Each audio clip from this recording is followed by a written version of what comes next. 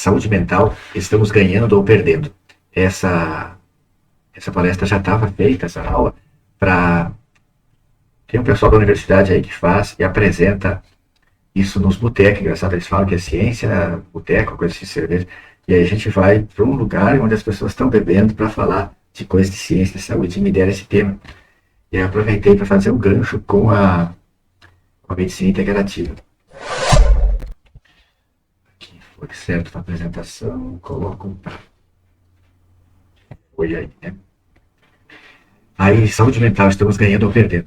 Aqui eu falo que, assim, as nossas percepções históricas das doenças mentais, né? Atualmente, uma explosão de diagnósticos psiquiátricos. Mas será que existe um real aumento ou existe um interesse em considerar patológicas as pessoas um pouco diferentes ou excêntricas? Ou também considerar patológica aquelas pessoas com queixas e exames normais, né? Engraçado que não transfere para lá o cursor. A super especialização da medicina, né? Várias especialidades, a instrumentação diagnóstica, os aparelhos diagnósticos e o distanciamento da relação médico-paciente tem direcionado as pessoas lúcidas, mas com queixas subclínicas ou sofrimento emotivo para o psiquiatra. O que eu estou dizendo aqui? Até uma época, o psiquiatra era o médico dos loucos, dos psicóticos. Contudo, o acesso ao médico foi crescendo, foi tendo uma super especialização, mais máquinas.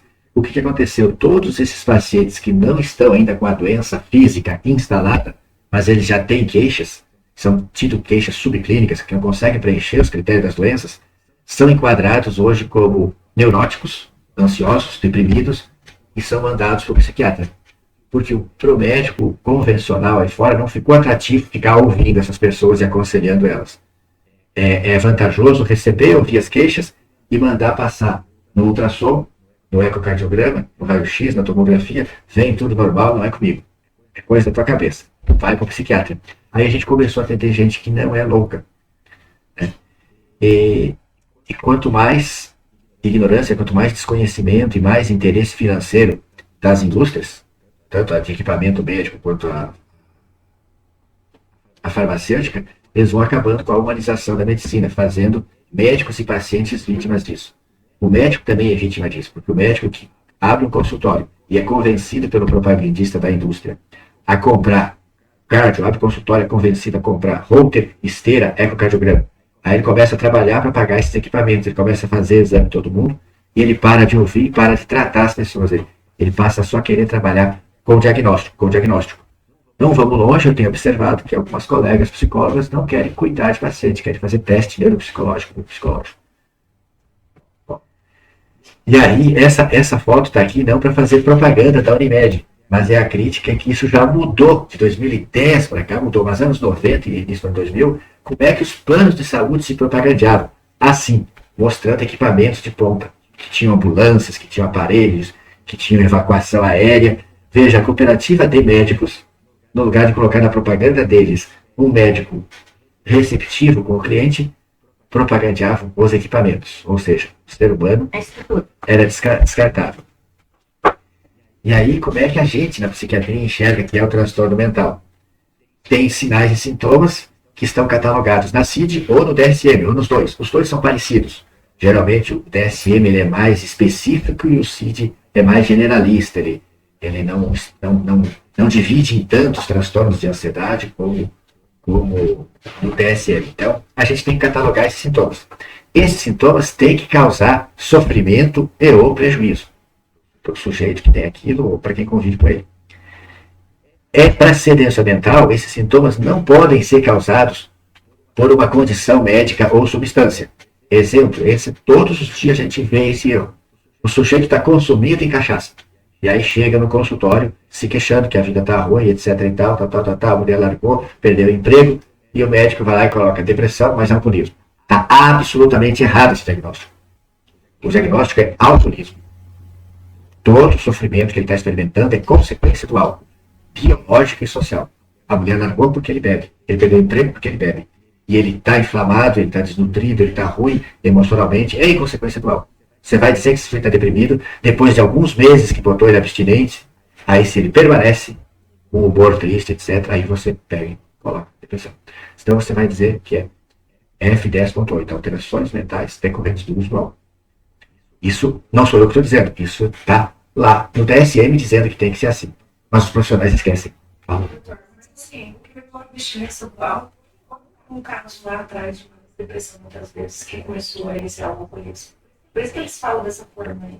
É diferente eu pegar uma pessoa que te conta assim, doutor, eu vivia bem, estava tudo bem, de repente eu comecei a não dormir mais, eu larguei o meu emprego, eu fiquei em casa, aí como eu não conseguia dormir, eu passei a tomar um vinho de noite para poder dormir, e agora eu já noto que se eu não tomar esse vinho, eu passo mal, eu tremo, etc. Aí tu consegue notar no histórico, assim, que a pessoa vivia bem, fez uma depressão, aí por causa de uma alteração de sono, ela começa a abusar do álcool. Mas geralmente essa pessoa não vai ser o tema principal, vai ser o álcool. O tema principal vai ser a depressão.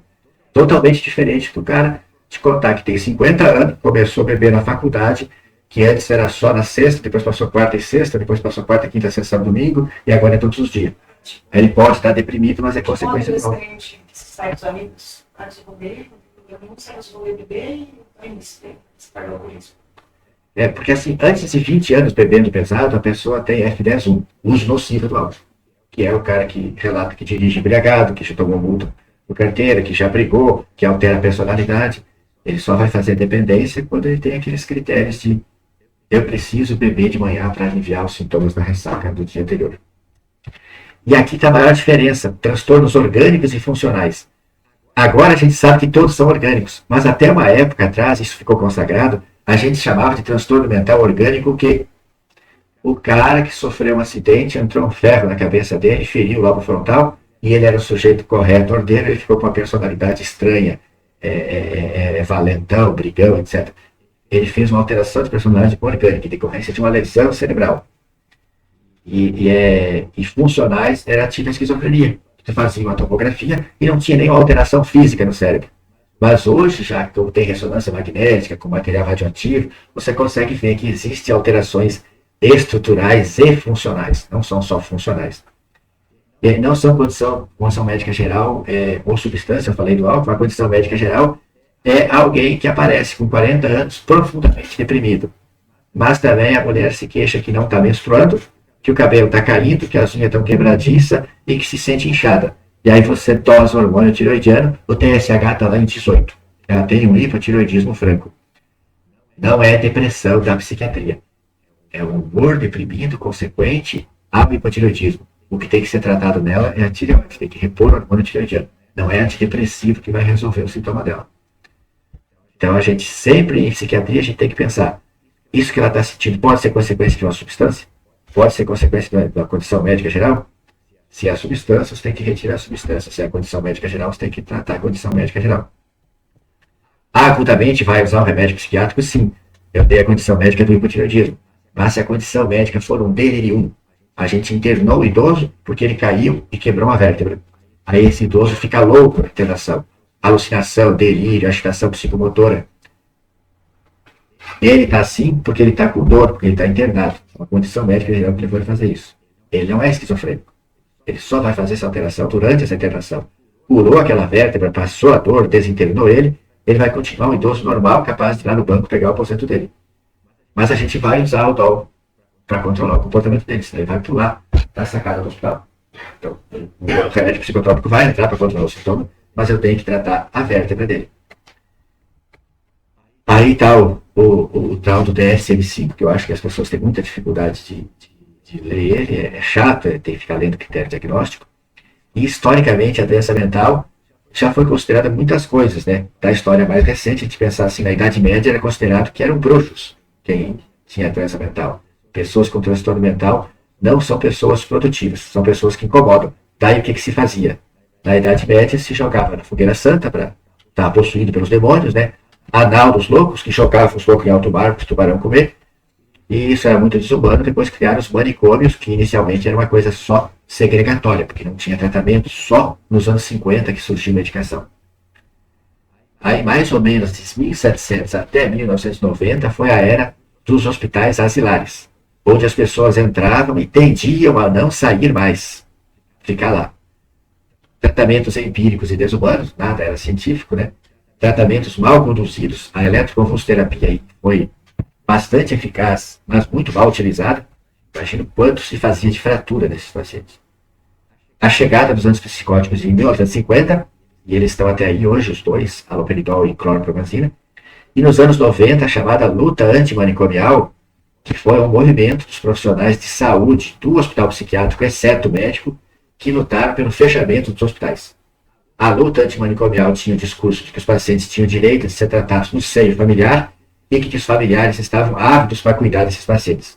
Mas, na verdade, o governo embarcou nessa luta e num canetaço mandou fechar hospitais de olho e acabar com aquele gasto.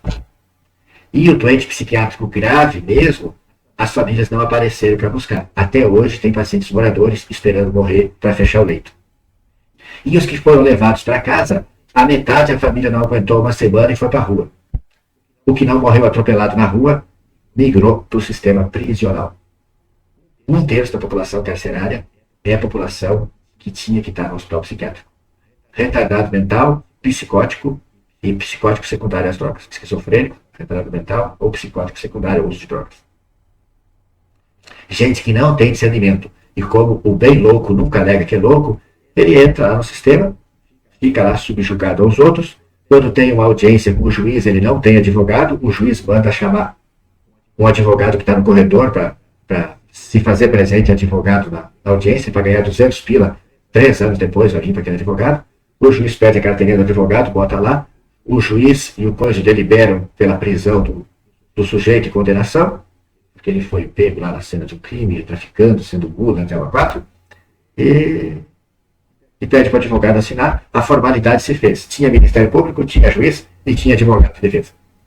O advogado de defesa conhecia o caso? Não. O advogado defendeu? Não. Mas estava presente, é o que a lei pede. Tem que ter advogado nas audiências. E a psiquiatria, até aí, era médico de loucos. Depois houve aquela mudança. Transtorno mental, sempre que vão falar de transtorno mental, essas imagens horríveis aí do Hospital de Barbacena. E, atualmente, o DSM vai catalogando todo tipo de comportamento patológico. E no DSM, com um jogo de palavras, eles fazem aumentar a quantidade de diagnósticos. Na versão 4, eles diziam lá sobre o TDAH que tinha que ter nítido prejuízo socioacadêmico. Nítido prejuízo. Na versão 5, eles já trocaram a palavra para algum prejuízo. Eu acho que, assim, para mim, nítido prejuízo é a criança reprovar tirando. Agora, algum prejuízo é o aluno querer acompanhar os alunos 9,5 e 10, não está conseguindo, ele está sendo um 7,5, 8. E aí eu dou Ritalina, ele passa a ser 9,5. Então, assim, as coisas, eles vão botando o jogo de palavra para acontecer mais diagnóstico. Quando acontece mais diagnóstico, é mais chance do médico vender para a indústria, receitar um remédio. O tratamento ficou baseado basicamente em psicofármacos, se acabou quase todas as outras coisas. A superespecialização da medicina levou ao fatiamento do paciente por setores, né? Cada órgão é um médico que cuida. Equipamentos diagnósticos virou um meio de ganho de honorários médicos, aí ninguém quer tratar, quer fazer diagnóstico.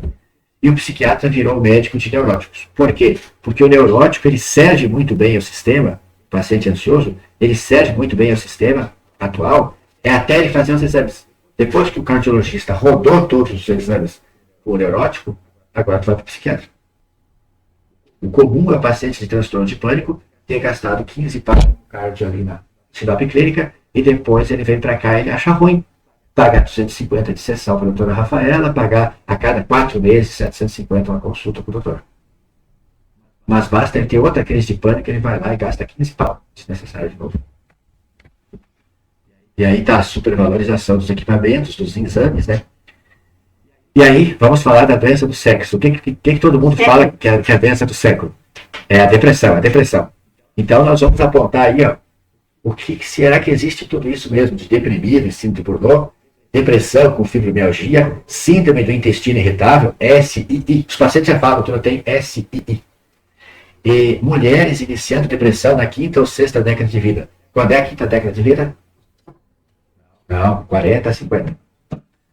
40 a 50 é a 5ª década de vida. A primeira é 0 a 10. Ó, será mesmo que essas mulheres esperaram Aguentaram a puberdade, aguentaram casar, ter filho, não tiveram depressão agora? Será que é depressão mesmo? E crianças com autismo e TDAH, que é o oceano azul da assistência à saúde nessa faixa etária. A indústria dos exames e receitas. Não é incomum você encontrar pacientes com aquela panaceia de exames lá, e aqui o paciente psiquiátrico com aquelas sacolas com, às vezes, 11, 12 espécies farmacêuticas diferentes. E aí, falando da depressão e síndrome de Burnout, ali, ó, é de 20 de julho de 22, tem um ano e pouco atrás. A teoria da ansiedade e depressão não é a deficiência de serotonina na fenda cerebral? Pois é. Aí os caras estudaram os 30 anos de estudo que tentaram provar isso e disseram que lá, essa revisão, ó, a teoria da serotonina na depressão. A revisão sugere que o enorme esforço de pesquisa baseado na hipótese da serotonina não produziu evidências convincentes de uma base bioquímica para a depressão. Não produziu evidência convincente. Isto é, consistente com a pesquisa sobre muitos outros marcadores biológicos, ou seja, não tem nenhum marcador biológico que diga isso faz depressão. Sugerimos que é hora de reconhecer que a serotonina, que a teoria da serotonina da depressão, serotoninérgica da depressão, não é empiricamente fundamentada. E quer dizer que os 30 anos não valeu de nada? Os 30 anos que eles estão fazendo pesquisa, tentando provar que essa teoria é verdade, não conseguiram demonstrar. Porque testes que suprimem triptofano para o sujeito não conseguir fazer serotonina, não produzir depressão nas pessoas, dar triptofano ou 5-HTP para as pessoas que estão deprimidas, não melhorou a depressão, e dosagens de líquido céfalo-raquidiano tentando demonstrar se o metabólico da serotonina está lá ou não, não deu qualquer evidência convincente em que nos deprimidos tem menos metabólico da serotonina, não. E aí qual é a teoria que sobra? Aí a gente puxa braço com a sala da gente, a teoria é inflamatória. Então isso saiu nessa revista científica aí no passado, foi bem badalada essa notícia aí, mas o psiquiatra convencional nem fala sobre isso. Porque 90% do arsenal terapêutico para ansiedade e depressão é para aumentar a serotonina. Depressão e síndrome de Burnout. Aí, depressão e síndrome de Burnout. A gente não acredita que seja a serotonina, mas baixos níveis de cortisol, o hormônio do estresse. Então, tradicionalmente as pessoas são submetidas a um estresse grande. Pensa lá, o Toledinho começou com 19 anos com 20 plantões por noite. Chegou aos 30 anos, não tinha mais o gás que tinha. A adrenal tinha falido, não fazia mais tanto cortisol. Aí o Toledo começa a ter dor no corpo, a inflamar e não responder mais os hormônios, porque falta cortisol. Aí esses pacientes, quando a gente vai lá e faz a reposição hormonal do cortisol bioidêntico, quando passa a obedecer o ciclo circadiano, ou seja, dormir de noite, quando passa a fazer atividade física resistida à musculação, quando passa a suplementar nutrientes que faltam, quando entra com uma dieta não inflamatória e quando passa a manejar o estresse, com a psicoterapia, por exemplo, os resultados clínicos são melhores que o uso de antidepressivo. Quando a gente só dá antidepressivo e psicoterapia para esse paciente, eles têm uma melhora aparente, eles ficam com você 6 meses, um ano e desaparecem. Por que eles desaparecem? Porque eles não se sentem beneficiados, eles migram de médico. Aí quando chega no outro médico, o médico acrescenta mais remédio ou dá um mais potente, ele de novo experimenta alguma melhora. E aí passa-se 25 anos, a mulher começou a tratar a depressão com 25 anos, quando ela tem 50, senta aí e te fala isso. Doutor, eu nunca fiquei completamente boa, sempre que começa o remédio parece que melhora um pouco, daqui a pouco não funciona mais, tem que acrescentar, tem que aumentar, tem que trocar. E eu sempre na esperança de me ver livre disso e nunca me vi livre disso. Eu com 20 anos já tomei antidepressivo, mas já me deu. Entendeu? Lá na minha cidade. Com a época de escola, faculdade, né? Mas assim, se continuasse naquele ritmo hoje, estaria tomando ainda. A gente não segura desse E de certa forma estava repetindo as coisas da mãe. Tua mãe vivia com dor nas costas, tinha aposentado com dor na coluna e estava com dor nas costas. Aí gravaram esse de 1 a 6 aí, reposição hormonal, obedecer o ciclo circadiano, atividade física, suplementação, dieta não inflamatória, estresse. Aí vamos lá, outra, campeã aí dos consultórios. Depressão, fibromialgia e síndrome do intestino irritável. Depressão, tá, o humor triste, falta de interesse ou prazer, alteração de sono, apetite, pensamento de morte, né? Fibromialgia, dor no corpo todo e ninguém acha nada alterado. Síndrome do intestino irritável. Eu tenho gastrite, faz endoscopia normal. Eu tenho dor para evacuar, faz colonoscopia normal. Eu tenho dor na barriga, faz ultrassom normal. Faz laparotomia exploradora, não tem nada. E a pessoa vive com dores intestinais. É síndrome do intestino irritável. e encaixam todo esse pessoal para tomar antidepressivo. Depressão, a gente acredita que isso seja uma inflamação subclínica crônica, nem tão subclínica assim, que já dá uma clínica. O paciente sente alguma coisa, mas não chega a fazer alteração para o médico achar a inflamação a olho nu ou nos exames. Mas tem provas inflamatórias mais discretas que os médicos não são habituados a pedir, como ácido úrico, PCR, ultrassensível, homocisteína, e tem as interleucinas, que é muito caro, a gente acaba não pedindo. Se o sujeito já tem as provas hepáticas alteradas, né? Para que eu vou gastar com a interleucina, que é muito caro? A gente acredita que é inflamação subclínica crônica, isso aqui. A gente vai fazer o mesmo tratamento de 1 a 6 lá, reposição hormonal, atividade física, dieta inflamatória, mas os antidepressivos têm mais apelo.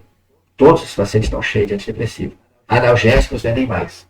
Qual é a fibromialgia que não toma 2 analgésicos? Ou elas vêm com aquele coquetel do reumato de paracetamol, nimesulida, dexametasona, que é cortisol sintético, mais codeína, mais Miozan, naquela fórmula ali, tomando 2 vezes por dia, todos esses analgésicos. Reúne ali 2 anti-inflamatórios, um relaxante muscular, mais um analgésico opioide, tá?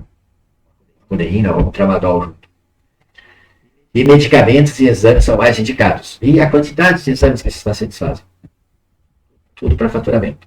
E aí, lembra que nós falamos das mulheres que fazem depressão na 4ª e 5ª década de vida? Quem é que chega na 4ª e 5ª década de vida, ao redor dos 50 anos? Dona menopausa.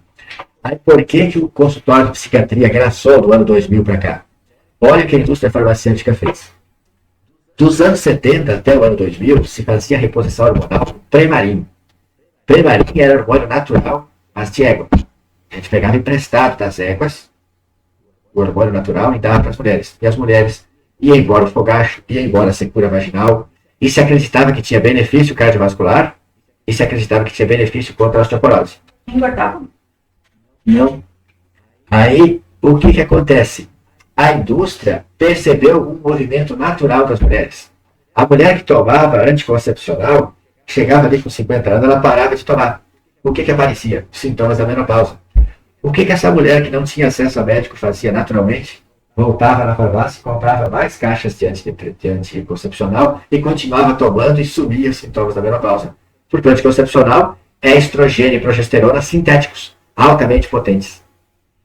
A indústria farmacêutica, de olho de vender anticoncepcional para tratar os sintomas da menopausa, ela quis enterrar os hormônios naturais de égua, que como naturais não podia ter patente.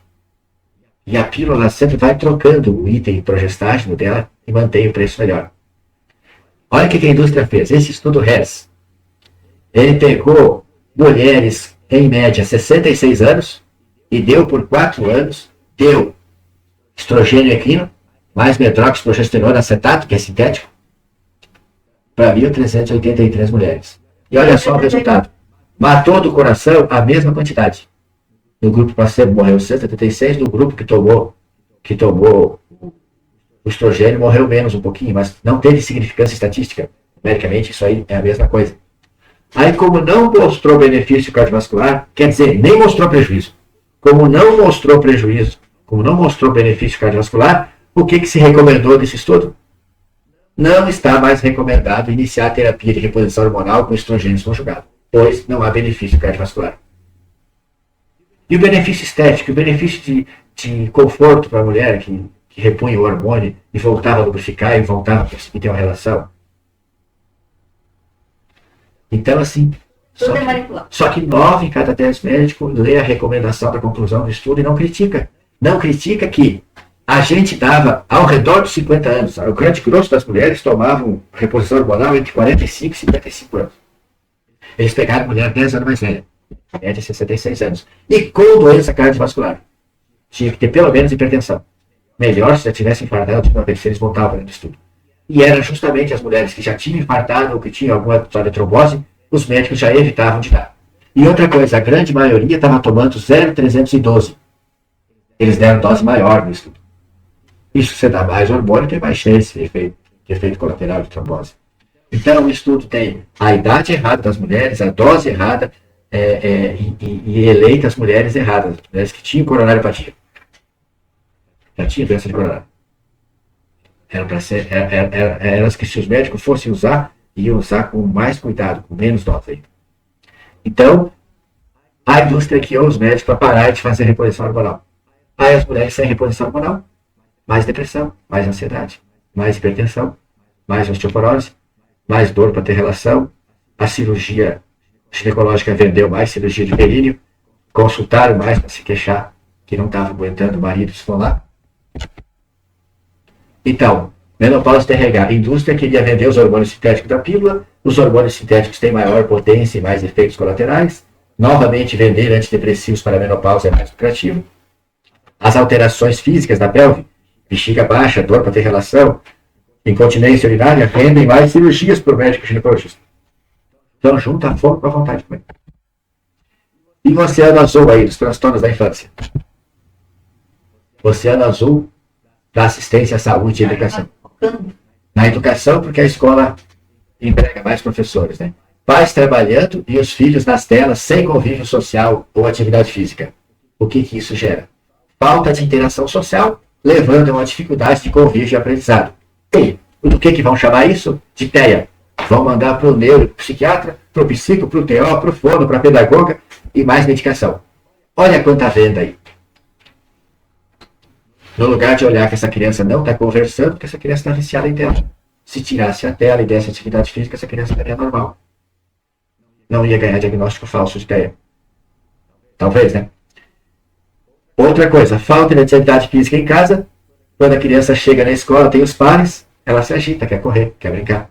Daí ela ganha diagnóstico de hiperativa. De novo, vai para o neuropsiquiatra, mais medicação, mais psico, mais etc. Mais vendas no sistema. Transtorno do espectro autista.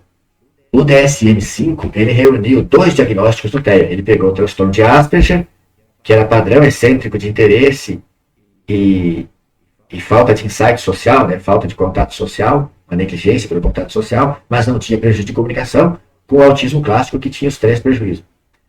Isso aumentaria 2 a 3 vezes a incidência de autismo, de TEA, né? Tinha autismo e tinha Asperger. Aí tudo entrou no TEA e só aumentaria. TEA ia ter mais que o somatório dos 2. Antes do DSM-5, a gente tinha 5 casos para cada 10 mil crianças. Agora se fala em 1 para 54 e já saiu 1 para 36. Porque essas estatísticas são montadas com o que vem no papel. Como existiu um movimento dos profissionais darem mais esse diagnóstico, a pesquisa é feita em cima do papel. O papel aceita tudo. Botou lá, só que as pessoas estão botando lá por motivos financeiros. Por que aumentou tanto? Aí eu falava isso, só que não tinha autoridade nenhuma para falar, até que em 2016 ali eu descobri esse livro. Allen Francis é um psiquiatra americano que participou da confecção do DSM-5 e se tornou dissidente. E hoje ele critica e se diz arrependido de ter contribuído para essa falácia que se criou do autismo. Daí o livro dele, Diagnóstico Psiquiátrico, respondendo às mudanças do DSM-5. Ele fala por que o TEA aumentou. Aqui eu pus resumido. Reuniu 2 diagnósticos em 1, isso está certo, isso aumentaria. O maior conhecimento, fazendo isso aqui que a gente está fazendo, estudando, a gente acaba. Tu conhece o diagnóstico, tu lembra dele. Se tu não conhece o diagnóstico, tu passa por cima dele e não vê. O menor estigma que o autismo tem, é mais fácil dar o diagnóstico de autismo para a família do que dar um diagnóstico de retardo ou dar o diagnóstico de hiperativo. Hiperativo, cerca de 50% das pessoas não acreditam que exista. Eles traduzem para a criança mal educada. Para receber esse diagnóstico. E diagnóstico de retardo mental é tão ruim que mudaram o nome de retardo mental para deficiência intelectual. A classificação é frouxa e imprecisa, né, no DSM. A legislação dá benefícios e recursos específicos para o TEA. Então, quando a família está disputando para ter um professor auxiliar em sala, uma matrícula em contraturno, autorizar sessões de terapia no plano, tem leis que o legislador fez dizendo que o autista tem esse direito a mais. Aí o que leva as famílias a fazer? Doutor, está na dúvida, mas bota no papel que é autismo, assim eu consigo esse professor, assim eu consigo esse benefício, assim eu compro o carro com isenção de PI. Ou de interesse econômico das policlínicas. Ou simplesmente eu tenho a clínica e tenho as TO, as psicólogos trabalhando comigo, que me dão rendimento.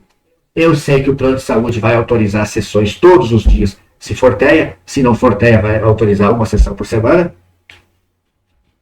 Eu boto no papel que é TEA dizendo que é para ajudar a criança. Na verdade, eu estou querendo ajudar isso aqui. O meu bolso. E ali eu resumi, né? Aqui eu trouxe o recorte do livro para vocês não dizerem que eu estou mentindo.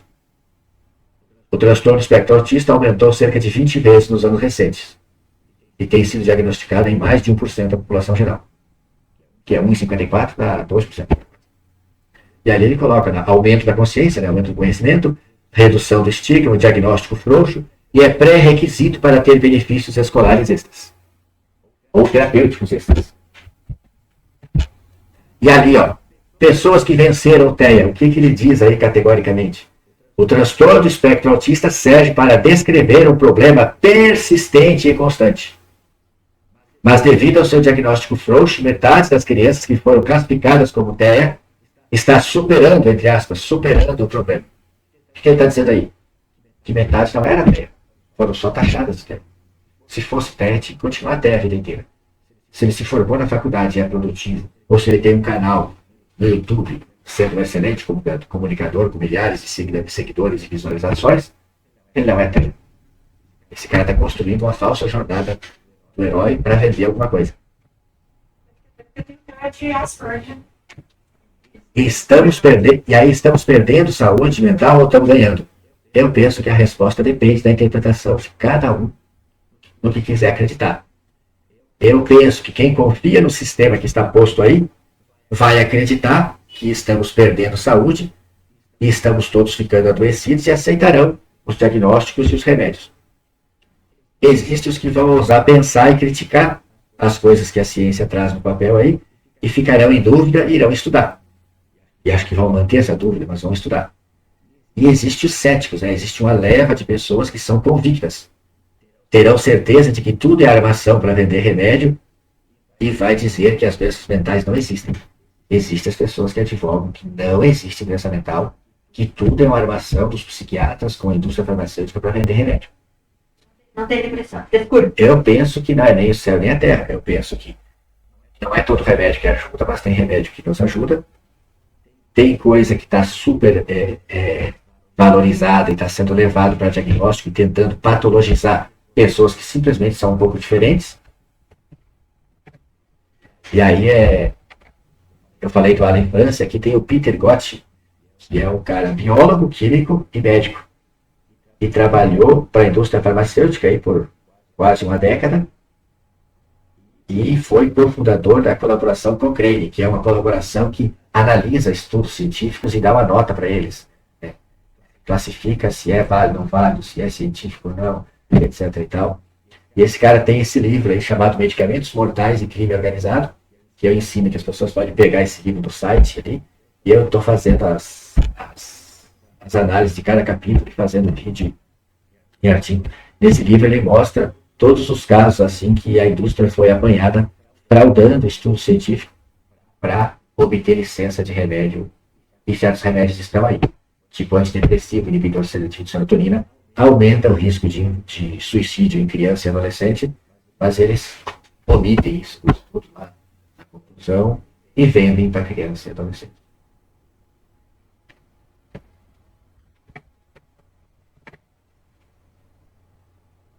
Obrigado. Considerações? O que vocês acham? Estamos ganhando mais doença mental ou estamos perdendo?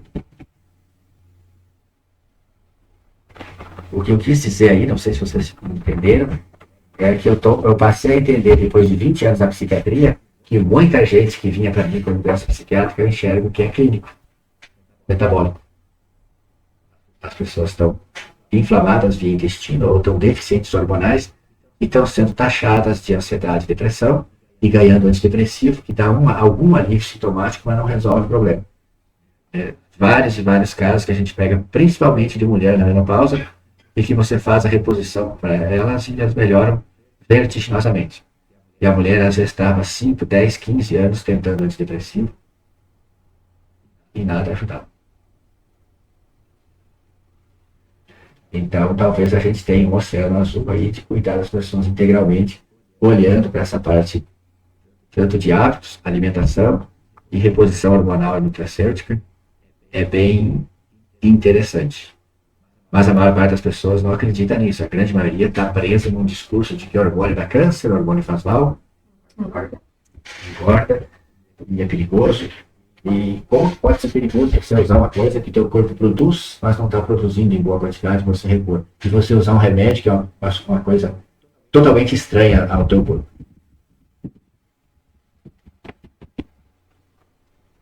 Vai. Digam. Teu sono? Obrigado. Toma, café. Gente. E não falando das crianças, né? Com Deus do pensar. Essa dentista ano passado, por exemplo, veio magro, que era só joelho, tinha 11 anos. A vossa colega da prefeitura lá viu a criança, fez a triagem para TDAH, deu fez atento, mas o guri é pálido, magro, então eu gosto de comer carne. Se até quem come carne não tem B12 direito, imagina se esse guri vai ter. Está pálido, nitidamente anêmico. E aí ela pediu para encaminhar para neurologista da infância. Eles são infantil, essa neurologista da infância. E aí eu pensei que não precisa de neurologista nunca, nem precisava do psiquiatra. Se ela tivesse mandado para o médico de família, o pediatra ia enxergar que esse guri está anêmico. Se não tem ferritina, não tem hemoglobina, como é que vai transportar oxigênio naquele cérebro? Como é que vai pensar?